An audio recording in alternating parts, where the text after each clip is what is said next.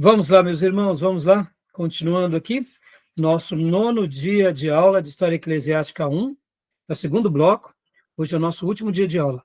Lembrando que as nossas aulas estão sendo gravadas e a gente está trabalhando sobre os bárbaros e a queda do Império. Estamos tentando compreender um pouco esse contexto da queda do Império e entender principalmente também os povos bárbaros, porque, afinal de contas, como nós já vimos, eles vão se tornar em muitos outros reinos, né? Logo depois da queda do Império Romano do Ocidente, tá bom? Então, como eu falava há pouco, meus irmãos, né, lembrando, as nossas aulas estão sendo gravadas, para os romanos, todos eles eram germânicos, tá bom? Vamos lá. Continuando aqui, e agora fica claro, por exemplo, quando nós pegamos aqui o nosso livro do Justo Gonzalez, logo no capítulo 1, quando ele fala sobre o regime dos bárbaros. Eu vou compartilhar aqui com vocês, e aí vai ficar bem interessante a leitura desse texto. Eu vou compartilhar agora aqui com vocês, né? Capítulo de número 1. Se você tem um livro, creio que a maioria dos irmãos já compraram, então pode abrir aí no capítulo 1, tá bom? Só um detalhe, que nas incursões das legiões romanas, liderada por César Augusto, ante os domínios da expansão do Império Romano, as conquistas de várias regiões, ele teve vários embates com os bárbaros, principalmente Gesido, eu não esqueço bem o nome dele, um líder bárbaro, que ele teve bastante dificuldade, mas venceram ele. Lá agora França, né, se fala Gália, né? Isso. E outros mais, entendeu? E há pouco, Júnior, obrigado, viu, Júnior? Não, eles lutaram, lembra quando eu falei há pouco, e por que, então, os romanos não tentaram conquistar os povos bárbaros? A gente vai chegar lá. Não é que eles não tentaram, é porque havia certas dificuldades que eles não conseguiam romper também. Irmãos, você fazer a administração e a gestão de um reino já é difícil. Um império, olha a complexidade. E quando Roma se torna império, e aqui deixa eu até falar uma coisa bem interessante, né, que a gente acabou não falando, mas quando a gente entende, né, que o Império Romano ele começa no ano 753 a.C., não o império propriamente dito, né, mas Roma, a nação romana, né? E aí ela se torna império, a gente já viu isso nas aulas passadas, mas quando nós pensamos que o surgimento de Roma é no ano 753, e ele vai crescendo e se expandindo, isso 753 a.C., aí cai, como a gente já viu, né, no caso, cai o Império Romano do Ocidente, em 776 depois de Cristo. Mas o Império Romano em si, ele acaba em 1453 depois de Cristo, em Constantinopla. Em outras palavras, ele tem um período de 2.200 anos de existência. É uma coisa absurda. Eu sei que com várias partes, vários contextos, vários momentos, mas querendo ou não, é uma nação que nasce, é um reino que nasce, que se expande, que se torna império, em que ele tem 2.200 anos de história. É pouco? Ou seja, a providência divina, Deus também quis usar os romanos com um propósito. A gente não pode esquecer disso, né? Mas é admirável. Assim como o Império Egípcio é admirável, o Império Assírio é admirável, o Império Babilônico também é admirável, o Império Grego, o Império Medo-Persa. Irmãos, a gente tem que aprender com essas histórias e aprender com eles. E por que para nós o Império Romano é a grande tônica, né? Porque ele está totalmente ligado, ora no Oriente e depois no Ocidente, com a questão da igreja. A igreja se preserva debaixo do guarda-chuva romano. Então, o Império Romano cai em 1453, logo depois vem também um outro acontecimento histórico, que é a Reforma Protestante. Então, percebam que tanto a história do cristianismo ela está totalmente emaranhada com o contexto romano, o Império Romano, com as outras nações. É claro que, lembrando, né, irmãos, a gente não pode se esquecer, e eu aprendi, inclusive, com o professor Juliano, que depois do Império Romano, a nação que tinha mais cristãos eram os persas. Olha que interessante, né? Eu não sabia dessa informação. E os persas, logo depois que Constantino e Teodósio passam por aquele momento de cristianização, os persas, por eles serem da religião do zoroastrismo, eles viram um perigo muito grande. E o que acontece com aqueles que eram cristãos que estavam na Pérsia? Houve uma grande perseguição no quarto século. Chegaram, alguns historiadores vão mencionar, inclusive enquanto eu fazia algumas lições de casa, vão falar que logo de início morre-se o bispo persa, simplesmente porque o imperador persa disse, o rei persa disse, ou você nega a sua fé ou vamos te matar. Porque eles descobriram, o rei persa, que o bispo da Pérsia, porque já que tinha uma comunidade enorme de cristãos na Pérsia, ele se correspondia com os bispos de Roma e os bispos de Constantinopla. Então, e qual era o grande inimigo dos persas? Eram os romanos. Estava ali muito próximo. Assim como os bárbaros faziam certas incursões e eram alvo também dos romanos, os persas também. Então, quando o cristianismo passa a ser a principal religião do Império Romano, o rei persa fala, vocês têm que negar a fé de vocês. Agora, irmãos, vamos fazer uma meia-culpa aqui, antes de mergulharmos aqui um pouco no texto. Quando o imperador viu os cristãos negando a César como autoridade, eles não estavam apenas olhando por uma questão religiosa, eles olhavam também para uma questão de cidadania. Eles conquistaram vários povos. Esses povos estavam agora debaixo do guarda-chuva romano. Os próprios judeus, os romanos tinham uma certa complacência com os judeus. Por quê? Porque era um grupo organizado que tinha os seus credos e tinha as suas religiões e que sabiam caminhar em harmonia com o Império Romano. Podem ver que o Império Romano tolerava os judeus. Resolvam suas questões. Por isso que os judeus eles eram tolerados. Então, perceba, mas no momento em que um grupo de judeus sai dentro desses judeus e começa a dizer que agora César não é mais o Senhor e que um tal de Jesus, que é judeu, é agora o rei deles, concorda, irmãos, que na visão de um imperador e de um senado, esse grupo é muito perigoso.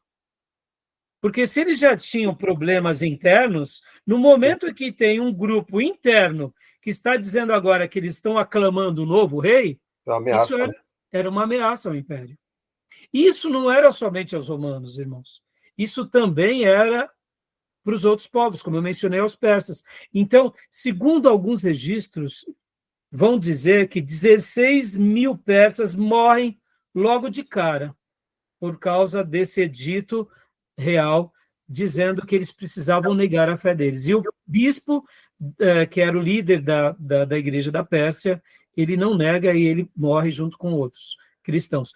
Segundo os outros relatos, vão dizer que o número não dava para se contar, mas chegam-se a dizer que por volta de 190 mil cristãos persas morrem. Ou seja, um número gigante. Então, irmãos, lembram que aqui, quando a gente fala dos bárbaros, os persas, para os romanos, eram bárbaros também. Concorda? Porque não estavam debaixo do governo romano. Sim.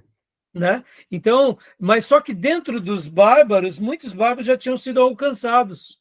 Muitos bárbaros já tinham sido cristianizados. Então, olha que situação, né, os nossos irmãos da igreja primitiva enfrentaram. Porque, ora, eles estavam enviando missionários, ganharam pessoas E agora essas pessoas, esse reino estava se levantando contra Roma, que, por sinal, também, agora, em algum momento, já tinha se tornado cristãos. É isso que eu falo para vocês, que a complexidade, quando a gente faz uma lição de casa na história, ela é muito grande, né? Não tem como a gente traçar certas linhas. Então, muitas coisas a gente aprende, outras coisas a gente deduz, mas agora, olha só que interessante, vamos ler rapidamente aqui.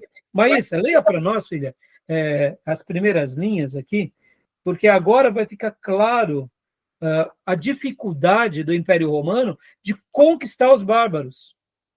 E por isso que os bárbaros, para eles, eram os mercenários. E deixa eu dizer uma coisa aqui, viu, irmãos? Até para desencargo de consciência. O rei Davi tinha mercenários ou não? O que vocês acham? Oi, filha. O que vocês acham? O rei Davi, ele tinha mercenários? Provavelmente sim. Agora eu estou em aula. É? Amanhã, provavelmente. Vocês lembram disso, não? Aliás, se você não for para a escola, a gente pode fazer. Amanhã tem prova. Provavelmente sim. Então, Mas se não então tiver... de fato, se você... Opa, Maísa, está aberto aqui, sua... Não é Saresp, a sua é outra. Opa, deixa eu fechar aqui da Maísa, que ela está... Então, meus irmãos, olha só, os pelatitas, se não me falha a memória, salvo engano, pelatitas, o rei Davi, ele tinha, sim, soldados de outras nações que trabalhavam com ele. Então, a gente deduz, sim, que não deixavam de ser pessoas que agora se tornaram judeus, mas que faziam parte da comitiva de Davi. Então, a gente entende, possivelmente, que sim, Davi também tinha soldados bárbaros. Essa questão dos bárbaros, eu sei que é muito difícil quando a gente começa a contra-argumentar sobre essa questão, mas, irmãos, pense você é um soldado, sua profissão é ser um soldado. Muitas vezes você recebe propostas onde a sua família e a sua linhagem vai ser muito bem abrigada do lado de algumas pessoas. Hã? Porque o contingente de Roma estava muito... As legiões estavam fora de Roma. Estava fora de Roma. Então, para proteger a cidade, a guarnecer a cidade, o contingente de Roma foi esvaziando por conta da questão das disputas internas. Exatamente. Desintegrou o rei, o império, divisão em quatro partes. Então, isso e outro, o custo que era para bancar as legiões. Isso, exatamente. E quando a gente pensa, né, Júnior, nessa questão, parece muito estranho, mercenário, mas não. Se nós fôssemos soldados por profissão, nós somos soldados, a nossa profissão é ser soldado. Eu sei que parece, é muito vil, mas historicamente a gente vê os mercenários como pessoas corruptas e corrompidas, mas eles são profissionais da arte da guerra. E sempre existiu isso, e a gente tem que saber disso. E a gente tem que saber lidar com essas questões, né? Tá bom? O escravo também, né, que lutava nas arenas, ele ganhava as vitórias e era promovido à cidadania romana, né? Exatamente, né? Então, é isso aí, né? Então, leia para nós, Maísa, por gentileza. Leio, pastor, desculpa. Eu não estava... Não foi nada, filho, foi nada. Sobre o regime dos bárbaros. Se os bárbaros foram enviados para dentro das fronteiras romanas, somente para que a Igreja de Cristo se enchesse de hunos e suevos, de vândalos e burgúndios, de diversos e inúmeros povos de crentes. Louvada e exaltada seja a misericórdia de Deus, ainda que isso se dê mediante a nossa própria destruição. É uma citação de Paulo Oroso. Isso. Então continua lendo para nós. Agora leia aqui esse primeiro parágrafo. O velho Império Romano estava moribundo e não o sabia. Além das suas fronteiras no reino e do Danúbio, agitava-se uma multidão de povos, prontos para irromper nos territórios romanizados. Estes povos, aos quais os romanos chamavam de bárbaros, seguindo o exemplo dos gregos, tinham habitado as florestas e estepes da Europa Oriental durante os séculos. Desde seu início, o Império Romano fora constantemente obrigado a proteger suas fronteiras contra as incursões dos bárbaros. Para isso, construiu fortificações acompanhando o Reno e Danúbio. E na Grã-Bretanha, uma muralha que separava os territórios romanizados dos que pertenciam em mãos de bárbaros. Para facilitar a defesa, repartiram as terras entre os soldados, que viam nelas como colonos em condições de correr ao campo de batalha se fosse necessário. Joia. Então, perceba, eles estavam ali trabalhando em parceria, junto com Roma. Por quê? Porque, afinal de contas, eles viviam a vida deles e ao mesmo tempo, criava-se esse cerco protegendo, né? Querendo ou não, de certas investidas de inimigos, né? Continua só mais um pouco, Maísa, por gentileza. Claro, tá bom. Deste modo, o Império Romano conseguiu defender suas fronteiras até meados do século IV. Porém, a partir de então, a defesa ficou cada vez mais difícil, até que, por fim, toda a parte ocidental do Império sucumbiu diante das vagas de invasores. Joia. Então, aqui, depois, o nosso querido irmão Justo Gonzalez, ele vai, né, continuar explicando com mais detalhes, mas voltando aqui, deixa eu mostrar aqui para vocês outros desenhos, para vocês entenderem as dificuldades que os romanos tinham. Irmãos, o romano não era bobo. Por que eles faziam isso daqui? Por que eles se aliavam aos bárbaros? Porque era interessante para os bárbaros e para eles, né? Como a gente viu há pouco, ó.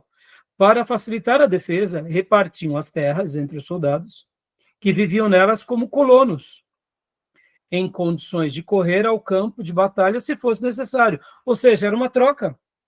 E dessa forma, durante muito tempo, eles foram mercenários que, quando eles faziam certas incursões ao território romano, eram por uma questão de sobrevivência ou, como eu disse há pouco, por uma questão mesmo de expansão. Não era uma questão de querer dominar simplesmente para destronar o império. Mas, já que eu estou sendo apertado de um lado, eu corro para o lado que é mais fraco. Logo depois que as tensões foram aumentando e que mais outros bárbaros estiveram se levantando contra eles, aí já não teve mais o que fazer, porque esses próprios colonos, ao invés de serem fiéis ao império, começaram a ser fiéis aos seus próprios colonos, aos seus próprios patrícios, e se fortaleceram, e aí onde começam as invasões e os domínios. Então, na segunda grande invasão, que é ali no século V, e agora eu quero mostrar isso para vocês, olha que interessante, a gente começa a entender um pouco melhor também.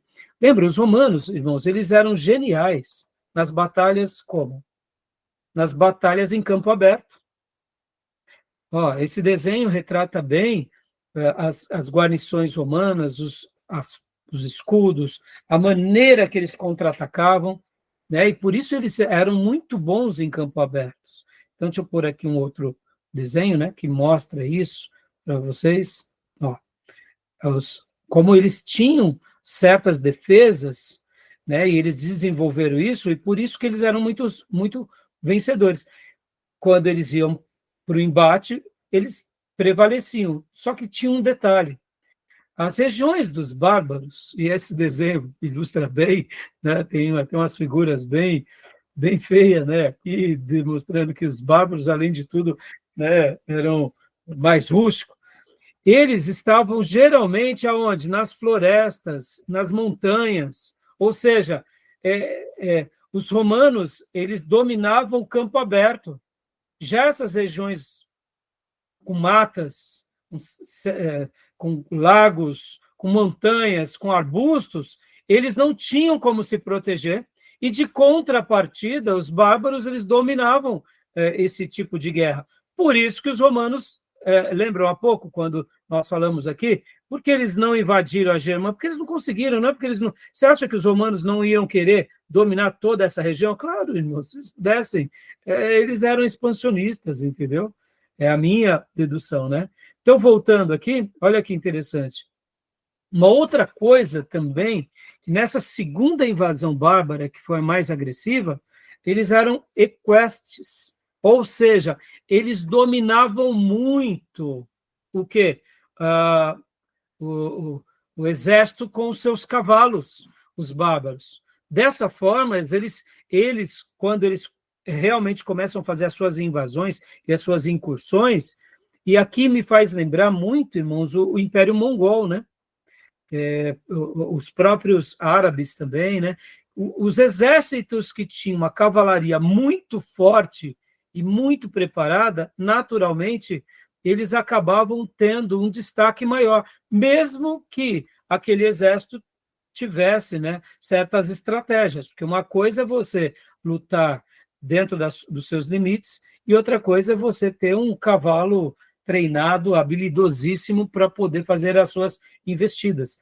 E podem ver que os espanhóis, quando eles invadem, né, os incas, os astecas, os maias, e dominam, o que favoreceram nas conquistas espanholas também foi a cavalaria, irmãos. Porque não pensem vocês que os incas, astecas e maias se deixaram levar ali simplesmente porque eles não tinham nada para fazer e eles entregaram, né? Não, não foi isso, né? Então é interessante esses detalhes, né, irmãos? Então a gente começa a entender um pouco melhor. Então agora, irmãos, voltando aqui, leia para nós, Maísa, por gentileza. Consegue ler aqui, filha? As invasões têm suas causas ainda incertas, mas acredita-se que buscavam terras mais férteis e climas mais propícios para a sobrevivência, como era o da capital Roma. E isso foi nas primeiras incursões, quando eles vão entrando. Mas depois, aí, continua para nós, aí ainda falando um pouco dessas primeiras incursões, continua, mas... Ocorreram duas levas dessas invasões. A primeira, que se estendeu no século III ao V, sendo caracterizada pela presença de povos como os visigodos, os ostrogodos, francos, suevos, saxões, érmos, vândalos, entre outros. Essa onda migratória ocorreu através de promoções do próprio exército romano para a proteção de fronteiras, inicialmente na extensão do Império e depois na própria capital do Ocidente. Com o passar do tempo, os germânicos foram se integrando à sociedade romana, mas sem passar pelo processo de romanização, como ocorria durante as conquistas romanas. Ou seja, percebam que no século III, lembra, no meio das crises, eles acabam se favorecendo, só que esses povos entram, mas lembra que eu falei que em geopolítica o que existe é o interesse? Irmãos, na política é assim, é interesse daquele grupo. Então, isso também abriu um buraco, né, para que houvesse essas invasões. E a segunda invasão, que é essa que eu quero agora destacar nessa aula, né? Leia para nós, Maísa, por gentileza.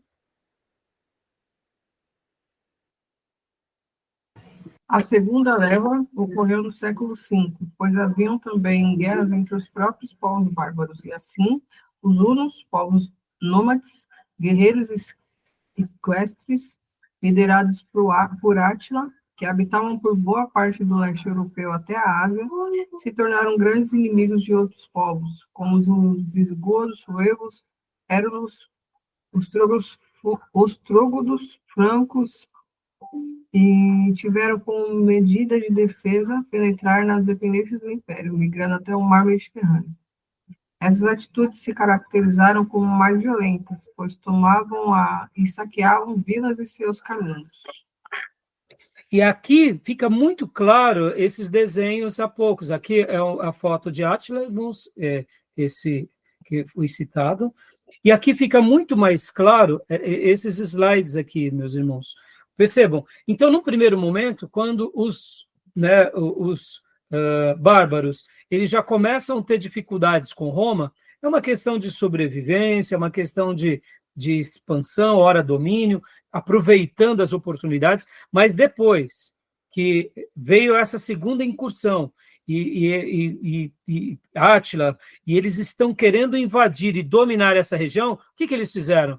Eles precisaram dominar para se proteger. Aí é onde eles realmente invadem e dominam toda essa região do Império Romano, aproveitando esse momento de fraqueza, aproveitando esse momento de crises que já estavam estabelecidas. Então, essa é uma das possíveis causas, de fato, da queda do Império Romano. É uma das, né, irmãos? Como eu disse para os irmãos, são muitas as questões, então a gente acaba ouvindo, né, várias opiniões e a gente acaba chegando a essas conclusões, tá bom?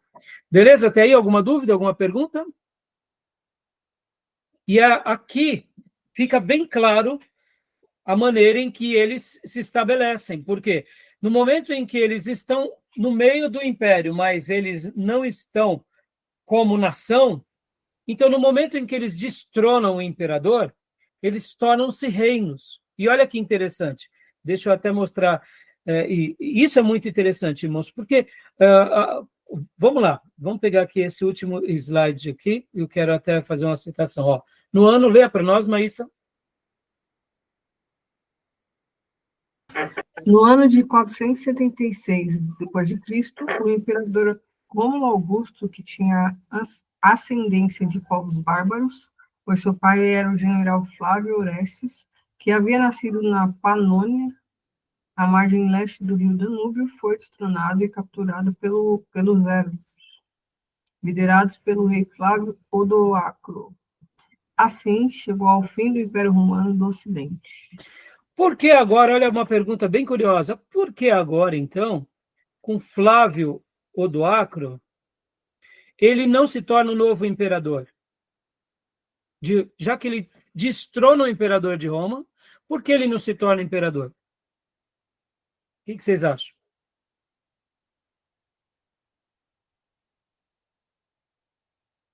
Ele não destrona, destrona o Odoacro, o último imperador aqui do Ocidente? E por que ele não vira imperador?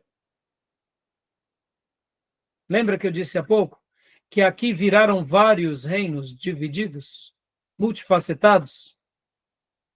E então ele não tinha o domínio sobre todos, ele conseguiu a parte de Roma.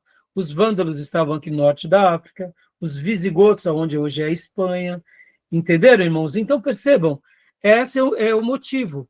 Né? Os ostrogodos aqui um pouco mais para cima, perto onde essas regiões, né, um pouco para cima da Grécia.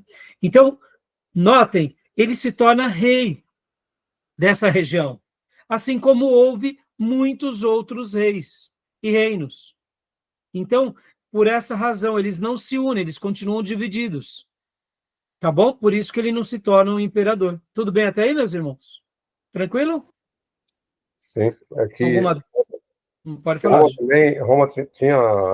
Roma tinha centralização na Roma, própria império, mas ele tinha outras regiões fora. E essas regiões foram tomadas pelos bárbaros.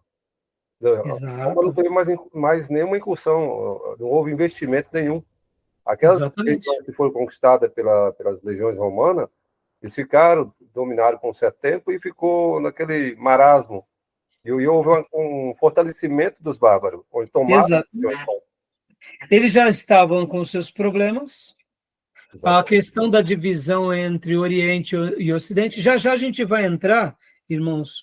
Eu estive fazendo uma lição de casa e eu achei muito interessante o material que dizia os 10 motivos prováveis para a queda do Império Romano.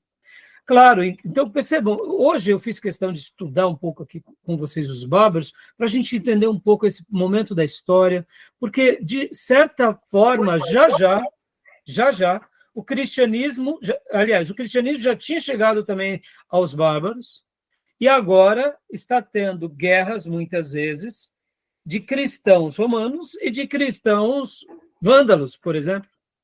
Entendeu? Sim. Mas, pastor, mas não era tudo cristão? É cristão, irmãos, mas aqui é onde eu quero mostrar para vocês. A história mostra que quando governantes eles estão nos seus desejos de conquista, ou eles estão passando por ameaça, eles vão para o pleito, eles vão para a guerra.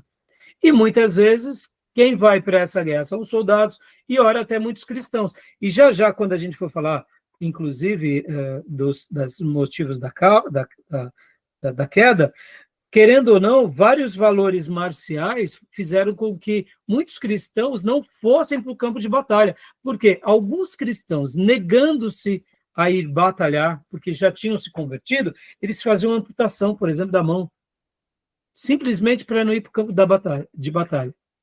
Isso também favoreceu o quê? A contratação de mercenários por parte, ora, do Império Romano. Uns vão dizer que, inclusive, isso foi um motivo também de fraqueza. Reduziu o contingente. Porque reduziu o contingente militar.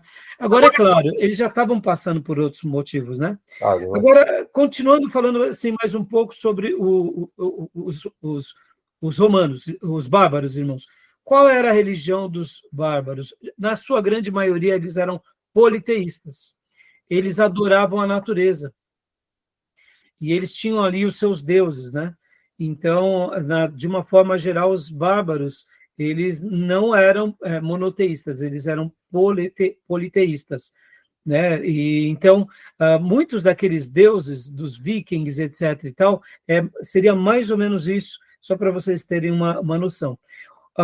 Com a queda do Império Romano, irmãos, vocês têm que lembrar que os romanos, eles gostavam muito da homogeneidade, ou seja, está tudo debaixo do romano, das leis romanas, da religião romana, né? Então, quando isso acaba, porque vocês têm que lembrar que uma das práticas do Império Romano, eles tentavam levar a romanização onde eles chegavam, ora por coação e ora, né, por uma certa imposição mesmo, de conquista.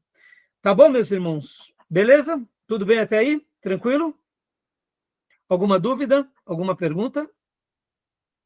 Não?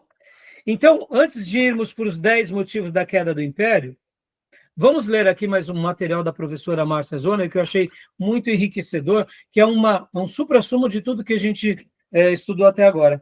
Gil, leia para nós, por favor, a queda.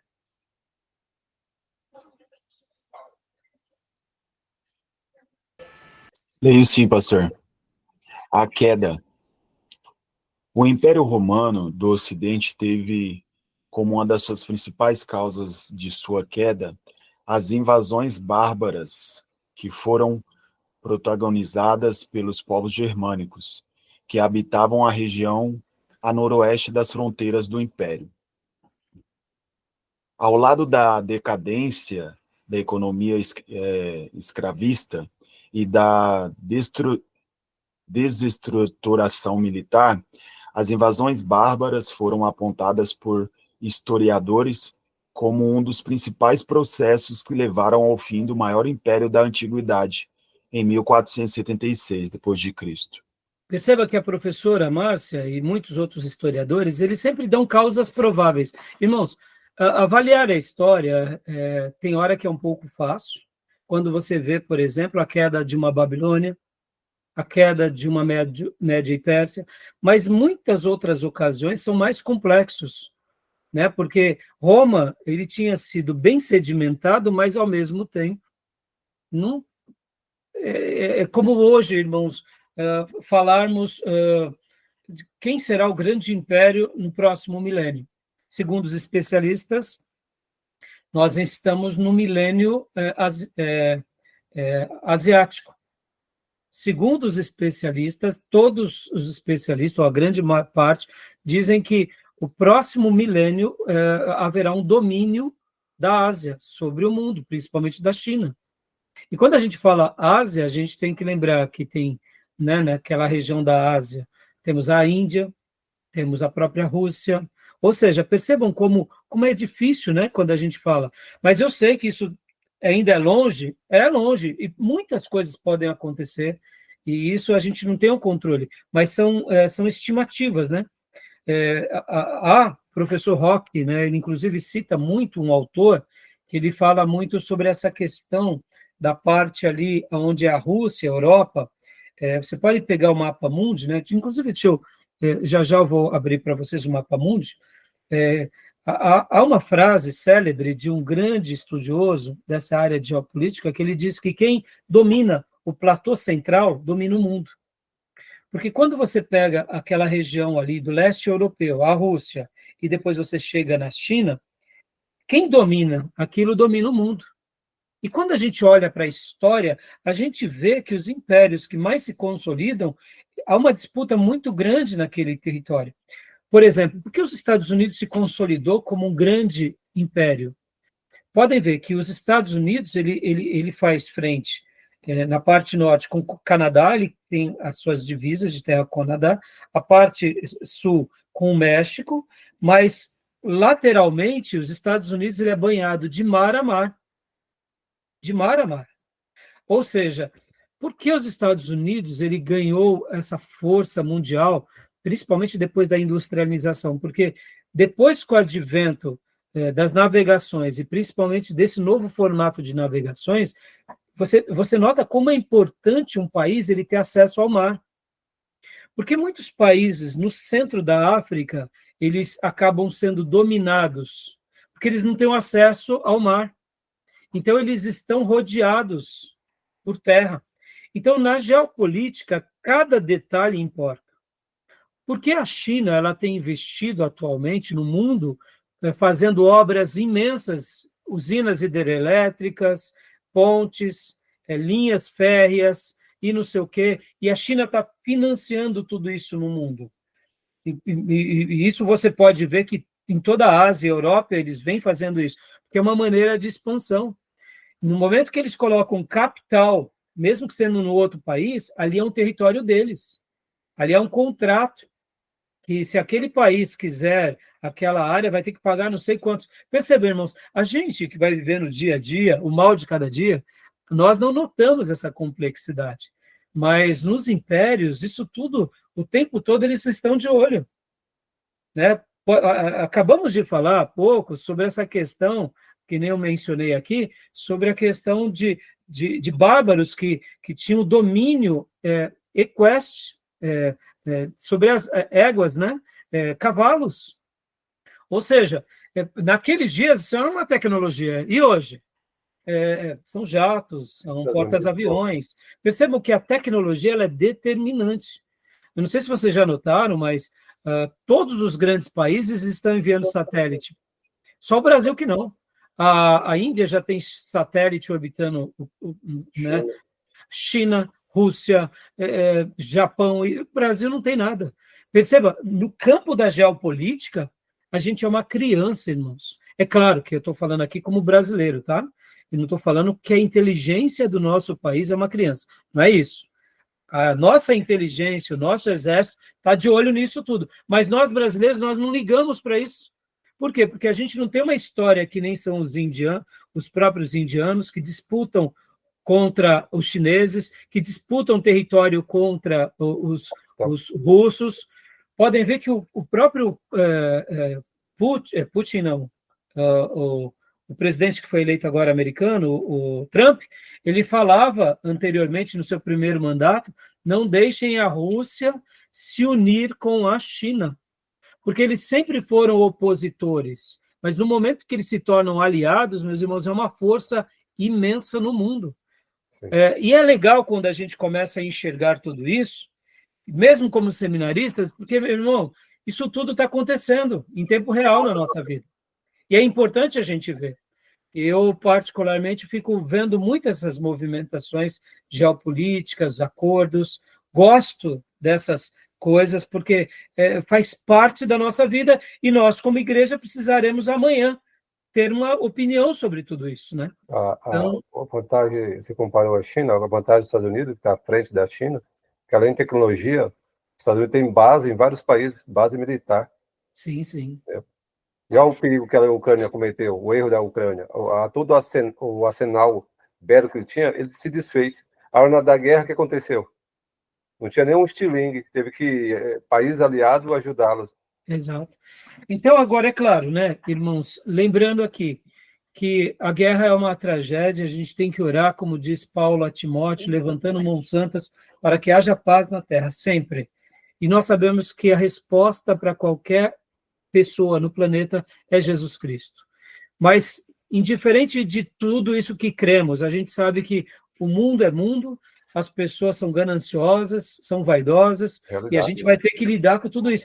E agora entenda, irmãos, olha que interessante, hoje a gente está concluindo esse último bloco, mas a gente entende que essa igreja, que ela nasce os monastérios, os eremitas, os pais do deserto, os pais da Capadócia, os pais do Ocidente, que veem tudo isso acontecendo, eles acabam sendo uma resposta para nós, igreja cristã, de como lidar com a política. Por isso que Agostinho vai escrever a Cidade de Deus e a Cidade dos Homens. Por quê? Porque ele sabe que ele está vivendo, ele viu a invasão bárbara em 410, e depois ele viu a queda do Império Romano, de fato, em 476. Agostinho teve essa experiência real. E a gente, como cristãos, por isso que quando o Estado usa a igreja e a igreja se deixa levar pelo Estado, a gente mais cedo ou mais tarde vai ser massa de manobra, em qualquer quesito. Por isso que os pais da Capadócia, os pais do deserto e os pais do Oriente vão nos dar caminhos de seguirmos a vontade de Deus sem se enveredar para as vontades dos Césares dos seus dias, né? Então, né, aqui, só voltando ao slide, os motivos são diversos, né? Então, a gente acaba especulando, né? Tá bom, meus irmãos? Continuando... Depois dessa queda, Jerusalém ficou sob outro domínio, né? Em 476, né? Ela ficou sob o domínio dos bizantinos. Sim, sim, porque estava ali no... Pode ver, né, Júnior? Estava dentro desse mapa aqui, ó. Deixa eu mostrar aqui. Onde está? Deixa eu só achar o mapa. No caso, até para cá, né? Aqui, né? Ó. Exatamente, ó. Por isso que acaba sendo preservado, né? Assim como parte do Egito, né? Aqui, ó. Parte da África, né? Joia? Então, Jerusalém ficaria de posse de outros povos, né? Sim. Se não, exatamente. Os bárbaros, né? Teria como chegar lá também. Opa, eu acabei me perdendo aqui. Só um segundo. Onde estávamos? Aqui.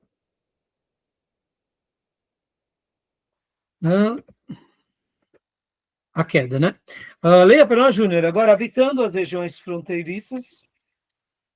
Habitando as regiões fronteiriças ao Império Romano, os povos bárbaros foram penetrando os territórios de Roma em um processo lento e gradual.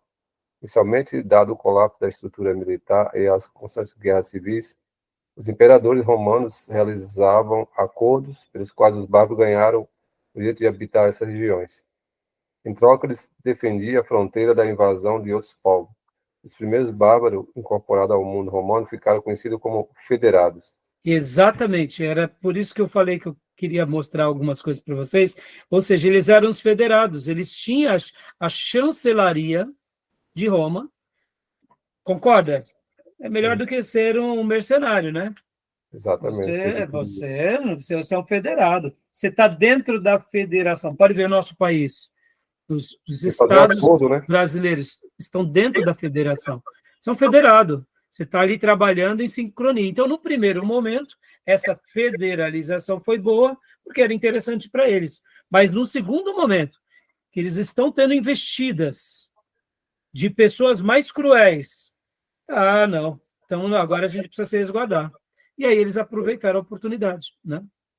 Então, continuando para nós, Júnior, por gentileza.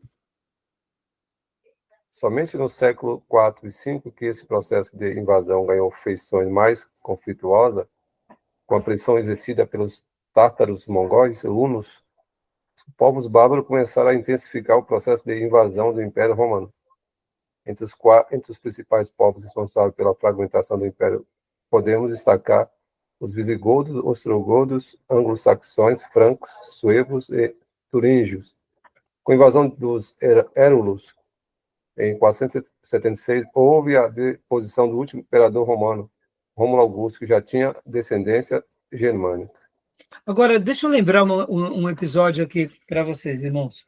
Lembram que Constantino, lembra na Tetrarquia? Ele faz a batalha da ponte, esqueci o nome agora. Nívea. Isso, obrigado. Percebam, era muito comum um imperador romano lutar contra outro, ou querer destronar o outro. O que acontecia nessas incursões internas, irmãos? eles acabavam se auto-aniquilando. Enfraquecendo. O próprio império, quando lutava um general com agora um outro general, um outro líder de uma outra região, eles se enfraqueciam. Ou seja, percebam, o ser humano sempre vai ser vaidoso, ele sempre vai ser territorialista, ele sempre vai querer se expandir, mesmo que ele mate os seus compatriotas. Essa é uma história que não é nem um pouco diferente da história da monarquia de Israel. Lembram? A monarquia unida e a monarquia dividida. Lutava-se a tribo do norte contra a tribo do sul. Irmãos, a gente vê nas páginas da Bíblia um retrato da história humana, em todos os seus sentidos. Uhum. Nós, hoje, brasileiros, se não tomarmos cuidado, a gente vai lutar entre nós. E aí vai criar suas facções, não só criminosas, mas é perigoso. Então, é importante a gente olhar dessa forma. O povo dividido se enfraquece. Exato. E qual era uma das estratégias dos romanos? Divide-os para conquistar. Só que agora, quem é que estava se autodividindo, principalmente no século III? Eles próprios. Né? Então, interessante, né, irmãos? Depois ficou Constantino e Licínio, né? 2 reinos divididos. Roma em 2 partes, e depois ele matou Licínio. Exatamente. Pode continuar para a gente, por gentileza? Quando se fala em queda do Império Romano, deve-se entender que se trata de queda do Império Romano do Ocidente, isto é, a porção do vasto Império Romano que tinha por sede a cidade de Roma. Mas visto que a porção oriental do Império, cuja sede era Bizâncio, hoje Constantinopla, vigorou até 1453. Exatamente. Então, a gente não pode esquecer desse detalhe, que ele é muito importante. E aqui só um dado, né, que a professora Márcia também pega, inclusive ela pega de uma outra fonte. Olha que interessante, a cronologia da Idade Média, né, que a gente vai começar a trabalhar a partir da semana que vem, né, ou melhor, a partir da próxima aula, quinta-feira. Leia para nós, Júnior, olha só, é interessante essa cronologia da Idade Média. Cronologia. Início, 476 depois de Cristo, queda do Império Romano no Ocidente. Fim, 1403 depois de Cristo, queda do Império Romano do Oriente, tomada de Constantinopla pelos turcos. A Idade Média divide nas seguintes fases. Primeira Idade Média, séculos V a VIII. Fim do Império Romano até a formação dos reinos bárbaros e do Império Muçulmano. Interessante. Então, só para enriquecer aí, no caso, né, esse contexto com os irmãos. Tá bom? Então, meus irmãos, agora para a gente deu o nosso horário. Alguma dúvida? Alguma pergunta? Tranquilo? Tranquilo? Tranquilo. Então, joia. Então, agora eu quero aproveitar e quero parar aqui, porque a gente vai ir para as 10 causas prováveis da queda do Império Romano, tá bom? Então, a gente vai agora para esse assunto que eu acho que vale a pena a gente estar contra-argumentando mais um pouco, né, sobre esses assuntos. A gente já viu muitas outras coisas, mas a aula de história ela é muito enriquecedora, né? Hoje foi uma aula um pouco mais técnica voltada ao povo bárbaro, para que a gente pudesse conhecer um pouco mais os detalhes, mas, ao mesmo tempo, esse próprio povo bárbaro vai ser cristianizado já já. Os missionários vão chegar lá. Já estão lá, aliás, né, pode ver que em 476, muitos cristãos, naturalmente, se mantêm lá, e, querendo ou não, aqui muda-se uma chave, que é a chave política, mas a chave da religião continua. E os nossos irmãos da patrística vão ser gigantes aqui entre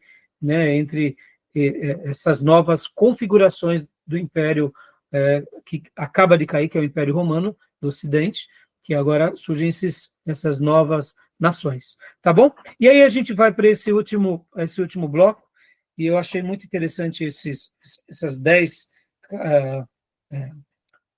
opções, né? Então eu quero compartilhar com vocês no último bloco, tá bom? Alguma pergunta, alguma fala, meus irmãos? Algum acréscimo? Tranquilo. Tranquilo? Então tá bom. Então vou parar aqui a gravação e a gente volta para o último bloco, tá bom?